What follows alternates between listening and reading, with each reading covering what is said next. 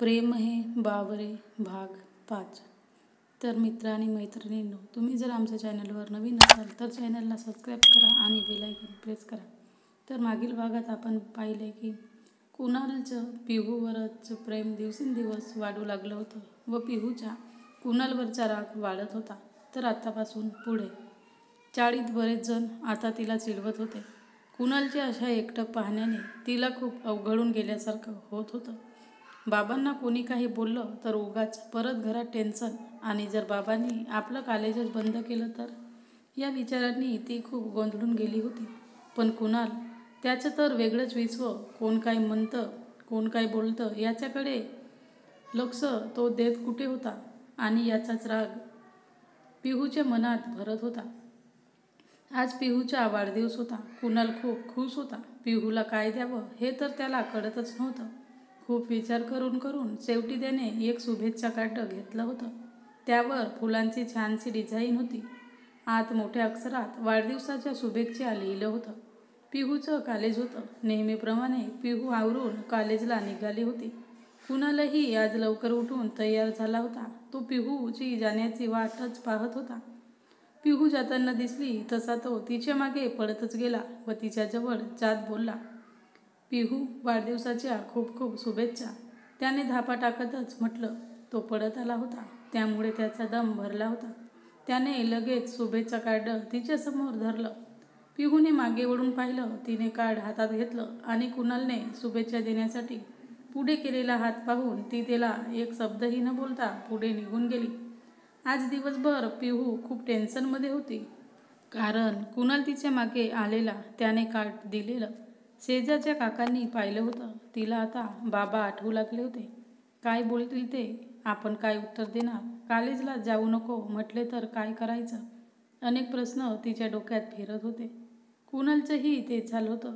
पिहू आपल्यासोबत का बोलली नाही? साधं तिने थँक्स पण बोलू नये.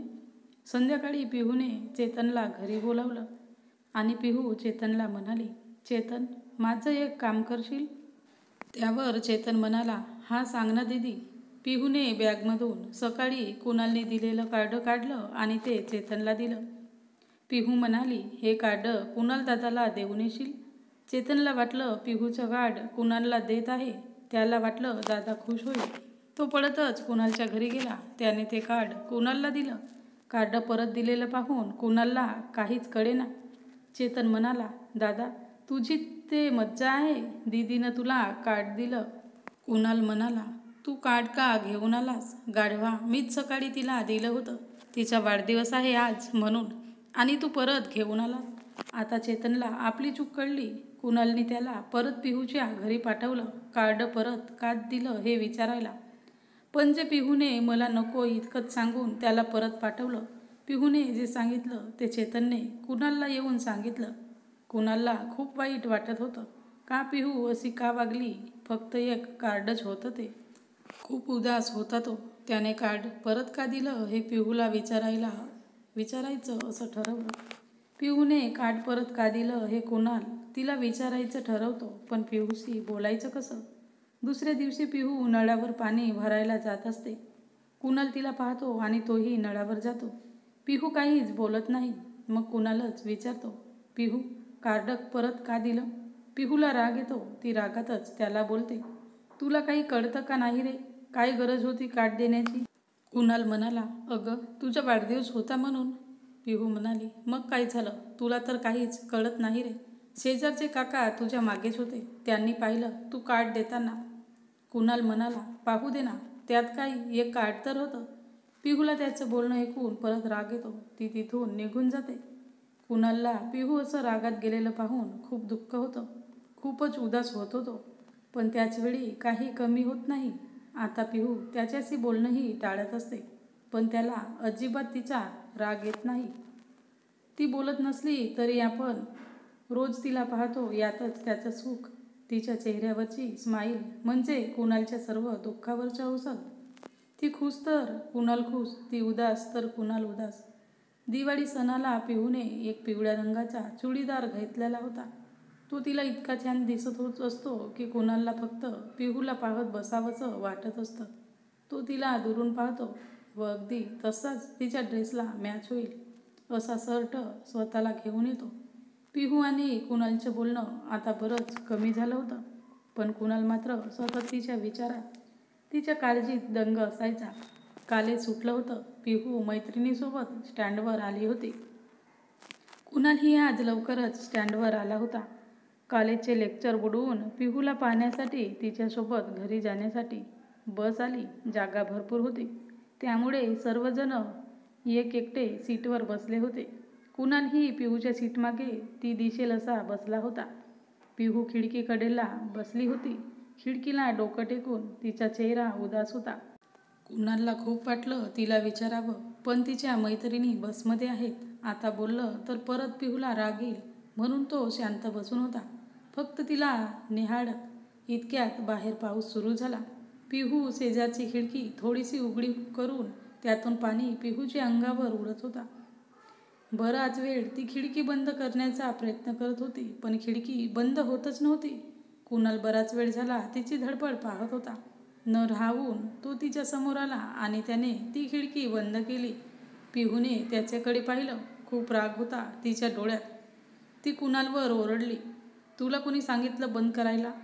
कुणालला पिहू इतकी चिडलेली पाहून काय बोलावं तेच कळेना, पण तिचा राग पाहून हृदयात 1000 सुया टोचाव्या असं त्याला वाटलं. तो शांतपणे जाऊन आपल्या सीटवर बसला. पिहूने त्याने बंद केलेली खिडकी परत उघडी केली आणि त्यातून येणाऱ्या पाण्यात ती तशीच भिजत राहिली. कुणालचं मन खूप तुटलं होतं आज. का पिहू इतका राग करते माझा? मी इतका वाईट आहे का? नेहमी हसणारी पिहू आज तिच्या डोळ्यात किती राग होता आपल्यासाठी. का? तिला त्रास होत असेल तर नको आपण तिला त्रास होईल असं वागायला. आपण तिला दुरूनच पाहून खुश राहू. पिहू खुश असली, तिच्या चेहऱ्यावर हसू असेल तर बस, अजून काय हवं आपल्याला? आज पिहूलाही स्वतःचा राग येत असतो. का चिडलो आपण कुणालवर? बिचारा आपली मदतच तर करत होता. कॉलेजमधला राग आपण त्याच्यावर काढला. खरंच मी खूप वाईट आहे. कशाला उगाच ओरडले त्याच्यावर? सॉरी बोलू का त्याला? उद्याच बोलू, पण नको तो परत काही तर वेगळं समजायचं. तसंही तो अलीकडे खूपच वेड्यागत वागत आहे. येऊ दे, राग आला त्याला तर आपला. निदान तो त्याच वेडेपणा तर सोडेल. नकोच सॉरी बोलायला. हो, नाही बोलायचं त्याला सॉरी. कुणाल पिहूपासून लांब राहायचा ठरवतो आणि पिहूही आता परत त्याच्यावर रागवायचं नाही असं ठरवते. कुणाल जरी आता पिहूसमोर येत नसला तरी त्याचं सर्व लक्ष पिहूवर असतं. तो तिला दुरून पाहूनच खुश होत असतो. पिहूलाही आपण उगाच इतका राग केला कुणालच्या याचं वाईट वाटतं, पण ती त्याला काहीच बोलत नाही. कुणालच्या आत्तेभाऊचे लग्न असतं, त्यासाठी कुणाल 8 दिवसासाठी गावी जाणार असतो, पण त्याला जाण्याची अजिबात इच्छा नसते. 8 दिवस जास्तच होतात. इथं 1 दिवस पिहू नाही दिसली तर आपण बेचैन होतो आणि आता 8 दिवस तिला न पाहता कसं राहायचं? पिहूसोबत बोलणं होत नसले तरी तिचं दिसणं, आपल्या आसपास असणं असं आपल्यासाठी खूप महत्त्वाचं आहे. पण शेवटी आत्तेभाऊचं लग्न म्हटल्यावर कुणालला जावं लागतं.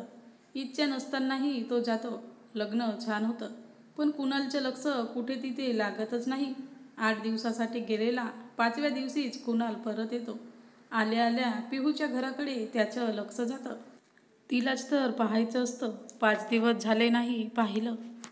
किती तडफडलो पिहूला पाहण्यासाठी. तिची स्माईल, ओ कधी दिसणार ती? तो पिहूच्या घरासमोर उभा असतो, पण अरेच्या, तिच्या घराला कुलूप. कुठे गेली असेल? तीही कुठे पाहुण्यांकडे गेली असेल का? कधी येईल परत? कधी पाहायचं तिला? सारे प्रश्न तो स्वतःलाच विचारत असतो. दिवसभर याच विचारातच जातो. संध्याकाळी तो कट्ट्यावर जातो. तिथं चेतन त्याला भेटतो. आता त्यालाच विचारावं असं तो ठरवतो. तर मित्र आणि मैत्रिणींनो, तुम्हाला काय वाटते? कुठे गेली असेल पिहू, तेही घराला कुलूप लावून? तर ते सांगा तुम्ही कमेंट बॉक्समध्ये.